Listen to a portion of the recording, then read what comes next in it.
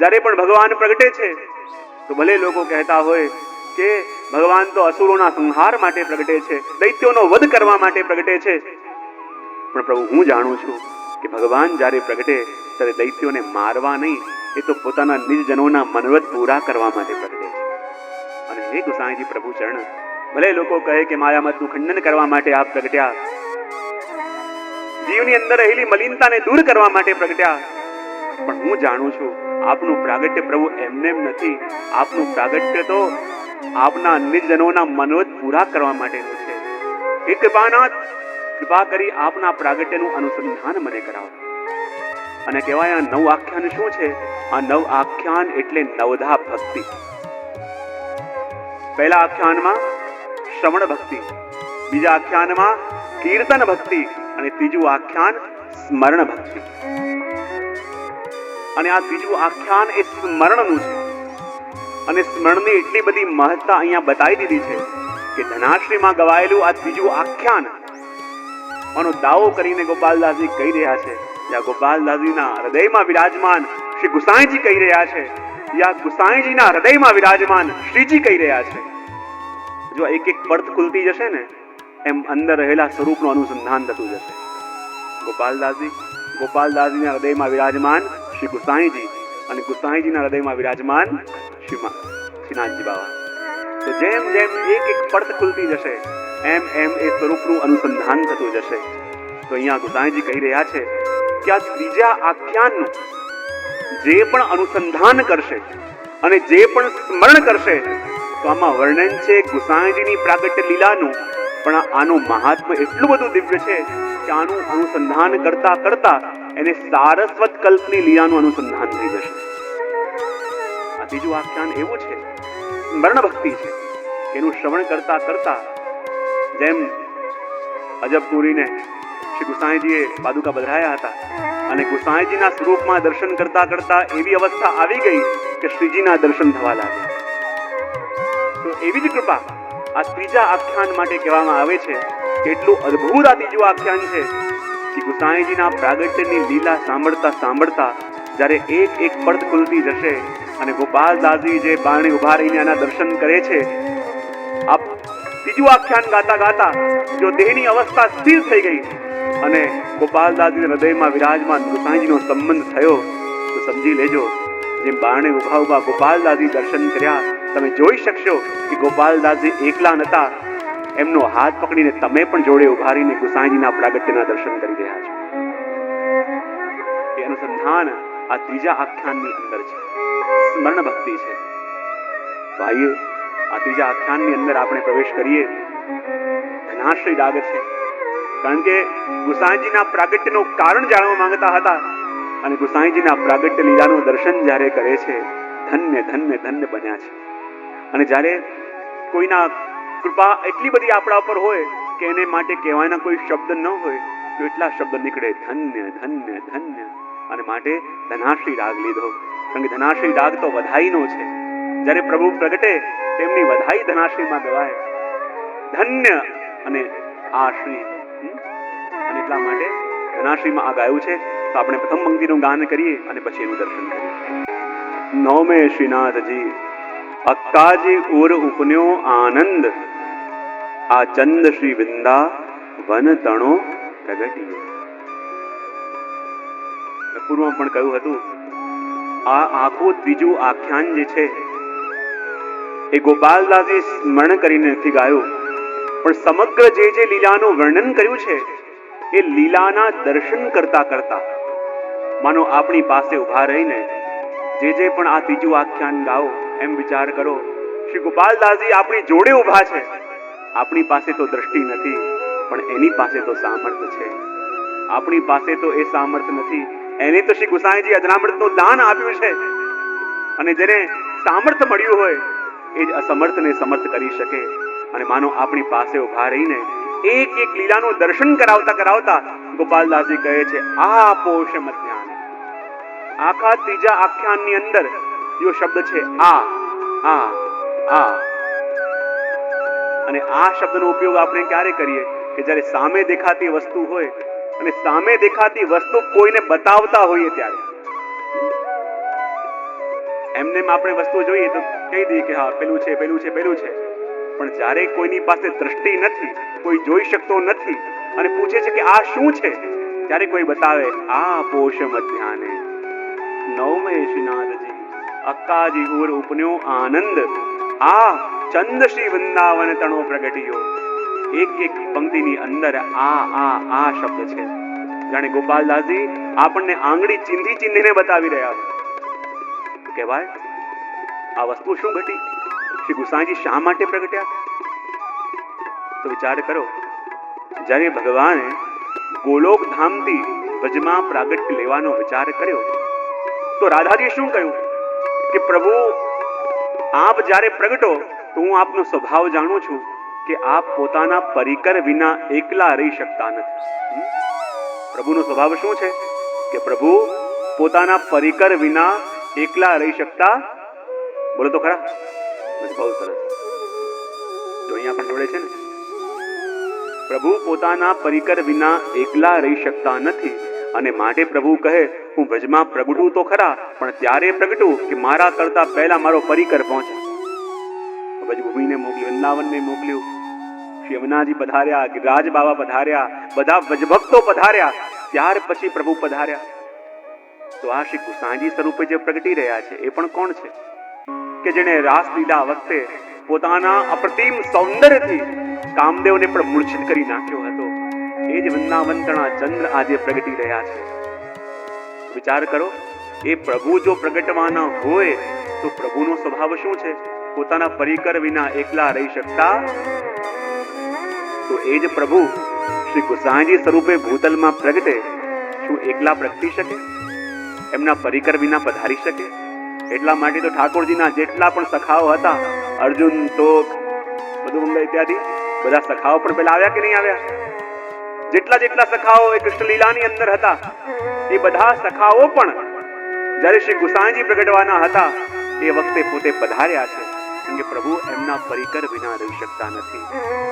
તો એ પ્રભુના સ્વરૂપનું દર્શન કરીને જીવવાનો જે ભજભક્તોએ સંકલ્પ લીધો હતો, તો શું ગુસાઈજીના પ્રગટતા પહેલા એ ભજભક્તો પ્રગટ્યા નહીં હોય? ચાહે નામ બદલાયા હશે, કોઈનું નામ હરસાણી થઈ ગયું હશે, કોઈનું નામ નાગજી ભટ્ટ થઈ ગયું હશે, કોઈનું નામ ગંગાબાઈ થઈ ગયું હશે, પણ એ બધા જીવો તો હતા એ સારસ્વત કલ્પના. એ ભૂતલમાં પ્રગટ્યા તો છે, અને જેમ પ્રભુના પ્રગટતા પહેલા એ બધા દેવીજીઓ પ્રગટ્યા હતા અને પ્રભુના પ્રાગટ્યની પ્રતીક્ષા કરતા હતા, એમાં બધા દેવીજીઓ ભૂતલ પર આવ્યા છે અને આવીને સંકલ્પ કરે છે કે હે પ્રભુ, જે રસરૂપ છે, જેને બ્રહ્મ કહેવામાં આવે છે, કે જે રસ છે જેનો કોઈ આકાર નથી, તો એ રસને આકારના રૂપમાં ઢળેલા અમે ક્યારે જોઈ શકીશું? વિચાર કરે. બધા કહે છે કે તો આખી સૃષ્ટિને જન્મ આપનાર છે. તમારો મનોરથ છે કે આખી સૃષ્ટિને જે જન્મ આપે એને પણ જન્મ લેતા અમે જોઈએ. જે આખી દુનિયાને પોતાના હાથથી ઝુલાવે છે એને પણ બાલનામાં ઝૂલતા અમે ક્યારે જોઈએ? એ મનોરથ ભૂતલમાં પ્રગટેલા બધા ભજભક્તો કરી રહ્યા છે કે કૃપાનાથ એવો દિવસ ક્યારે આવે કે જેને ઘર ઘરમાં જઈને એ ગોપીઓના મનરૂપી માખણને હર્યા હતા અને ગોપીજીનોએ પોતાના ચિત્ત જે શ્યામસુંદરના મુખારવિંદમાં સ્થિર કરી દીધા હતા, એવી જ રીતે પોતાના સ્વરૂપથી, પોતાની વાણીથી અમારા મનને મોહનારા એ શ્યામસુંદર ક્યારે પધારશે? ગોપીજનોના મનમાં મનોરથ હતો કે જેને વેણુનાદ કરીને અમને બોલાવ્યા, જેને રાસનું સુખ આપી અમારા ભાનને ભૂલાવ્યા અને અમારા મનને હરી લીધું, એ વૃંદાવનના ચંદ્રનો પ્રાગટ્ય ક્યારે થશે? અને ગોપીજનો પ્રતીક્ષા કરતા હતા અને ગોપીજનોના એ વજભક્તોના માનો તાપ એટલા ઉદય થયા કે પ્રભુ સહન ન કરી શક્યા. અને એ જ પ્રભુ જ્યારે પોષ મહિનો આવ્યો ત્યારે ગુસાઈજી પ્રગટ્યા. બોલે કેમ? કારણ કે હું પ્રગટી રહ્યો છું.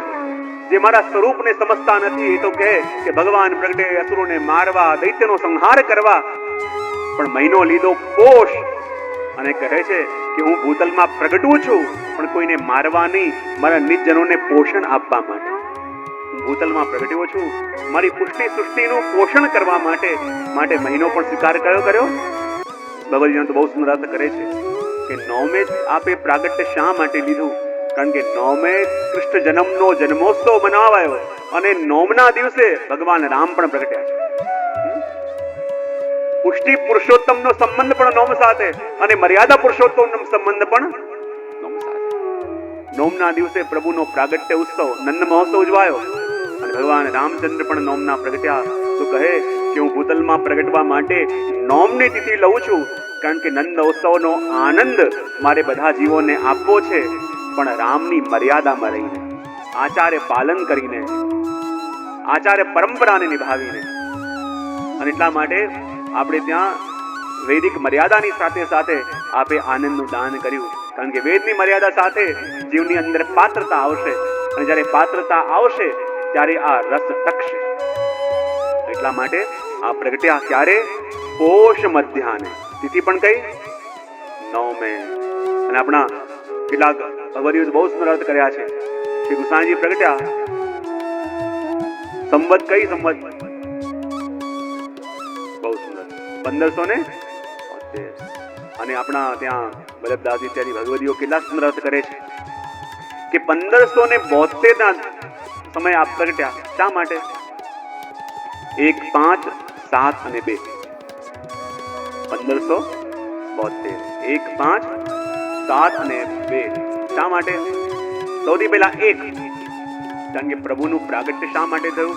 શ્રી ગુસાઈજીનું પ્રાગટ્ય શા માટે થયું? બોલે કૃષ્ણને બ્રહ્મના રૂપમાં સ્થાપિત કરવા માટે. એક કૃષ્ણને બ્રહ્મના રૂપમાં સ્થાપિત કરવા છે માટે 1.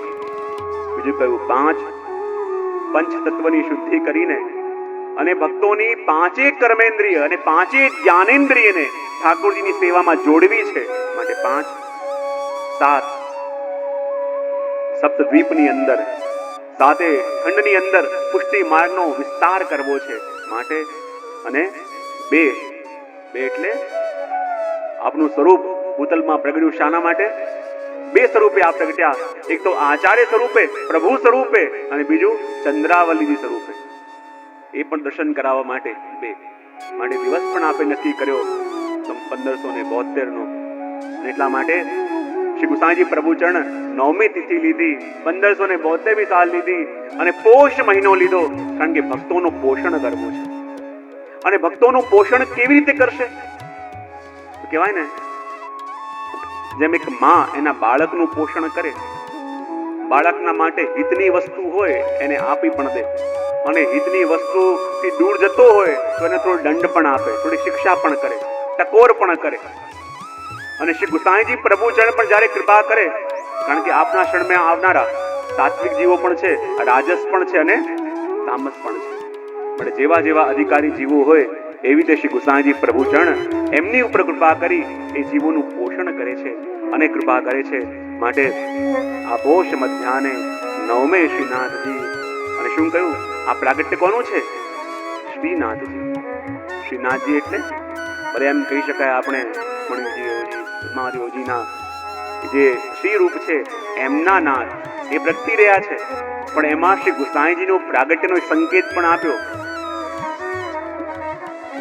દક્ષિણ પાઉ ધાર્યા પાંડુરંગ શ્રી વિઠ્ઠલનાથ, નેત્ર મળતા વાત કીધી વચન દીધું હાથ. પણ વચન કોણે માંગ્યું? વચન નિશ્ચય શ્રીનાથે માંગ્યું, કીધી વલ્લભજી શું વાત.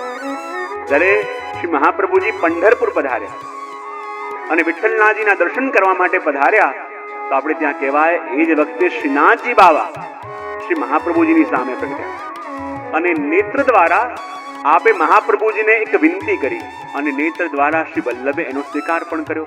વિઠ્ઠલનાથજી જોયું કે આ તરફ વલ્લભ ઉભા છે, આ તરફ શ્રીનાથજી ઉભા છે, અને નેત્ર દ્વારા શ્રીનાથજી કંઈક કહ્યું અને નેત્ર દ્વારા એ આપવાની ખાતરી પણ વલ્લભે આપી. ત્યારે વિઠ્ઠલનાથજીએ પૂછ્યું કે શ્રીનાથજીના નેત્ર જોઈને મને લાગે છે કે વલ્લભ વચન નિશ્ચય શ્રીનાથે માંગ્યું, કીધી વલ્લભજી શું વાત. ત્યારે વિઠ્ઠલનાથજીએ પૂછ્યું કે વચન નિશ્ચય શ્રીનાથે માંગ્યું, કીધી વલ્લભજી શું વાત. ત્યારે વલ્લભે કહ્યું, આજે શ્રીનાથજી મનમાં એક મનોરથ કર્યો છે. બોલે શું?